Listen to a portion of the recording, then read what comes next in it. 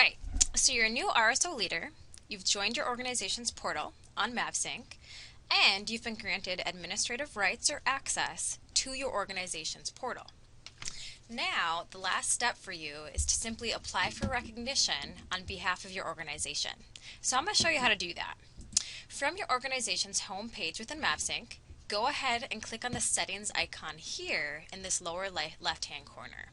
I do have to preface here that if this icon does not show up for you, then you are not actually an admin of your organization's portal, and you will need to seek administrative access by going to the RSO office in CSU 173. So click on the settings icon here, and you'll be brought to the organization's settings page. From this page, there are a series of tabs that run the top of the screen.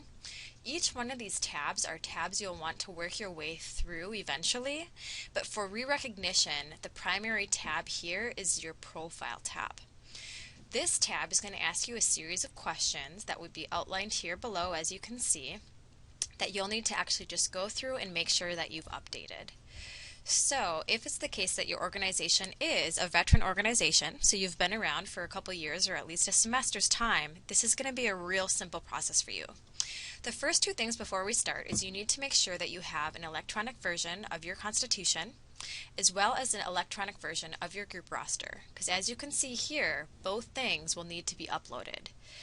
So what I'm going to show you quickly here before we move on is what a Constitution looks like. So here under Constitution, this is exactly what a Constitution looks like. You'll have the Constitution name and then several articles underneath that organization's name.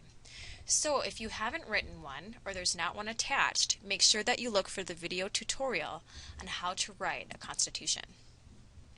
Then for the group roster, you do need to make sure that you include the first and last name for each one of your members in one column on an Excel spreadsheet, and then also an MNSU identifier for each one of those people.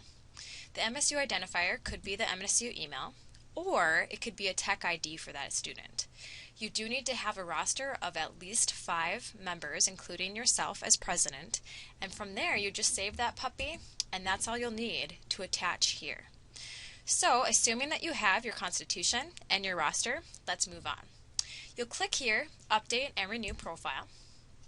And this page here is going to bring you to the page number 1 of 3 pages. So here, most of this information, assuming that you're a veteran org again, so you're not new, it's all going to be filled in. You just have to look it over. The description here is what goes on our website, so you want to make sure that this is up to date and fits the mission of your org. And then these keywords here, these are put in here so if a student gets on to MavSync and they're trying to look for organizations that pertain to leadership or involvement or activities here, by putting these words here, you're actually saying that when someone does a search with that word, you want to be sure that your organization pops up. And you can have unlimited number of keywords here. So think about that and add them if you'd like. And then your organization website goes here. If you do not have a logo for your organization, I would recommend that you either upload a membership photo, or if you do not have that, simply find some kind of image that represents what your organization is about. And for the interim, have that photo pictured here. It is more interesting when you're searching a directory to have something there as opposed to a gray silhouette. Once you've filled out everything on this first page, click Next, and you'll be brought to page 2 of 3. Here it's asking you what kind of org you are. Click Student Org and click Next. And then on page 3, this is where the bulk of the information is. So you'll want to scroll through all of this information on the page and update names, advisor names, president, vice president, and all that jazz where necessary. If you've updated your Constitution, you can upload a new copy here, or if you've updated your roster, you can upload a new copy here. Then you just check these boxes and make sure the information still stands. And the bottom 2 things are quite simple. The scheduling up in the CSU 219, is only allowing RSO groups to have 2 scheduling contacts on behalf of their organization. You have a primary and a secondary contact. For each of these people, they are the only ones within your organization that are allowed to schedule space across the university on behalf of your group. So go ahead and make the edits here to whoever those individuals are. and then agree to the terms here, which basically just tells you that only these contacts are allowed to schedule space for your org. Finally, the last question asks you if you have an on-campus account, which we call a 901 account. A 901 account is basically a bank account or savings account for your group. If you're going to do fundraisers on campus and be paid by departments like Mavericks After Dark or a student activity sponsored event, anything like that, you do need to have a 901 account, just so you know.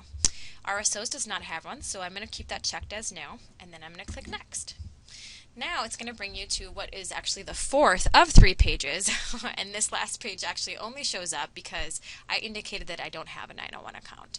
So for each org that indicates this, it's just going to share with you how you can go about getting one. I don't need one, so I'll click Next, and here's the last page. So it's just reminding you here that once you've put your advisor's name in that email box, your advisor's email will show here, letting you know that he or she is going to receive an email asking them to review all the information that you've just submitted. Once you click Finish, that email is on its way to your advisor, as well as to the student organization's office.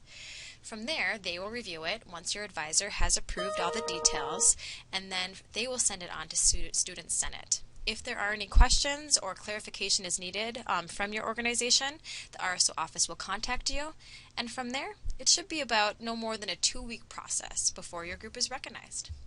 So, simple as that for recognizing your organization. Good luck to you as new leader, and please don't hesitate to stop by the RSO office in CSU 173 with questions.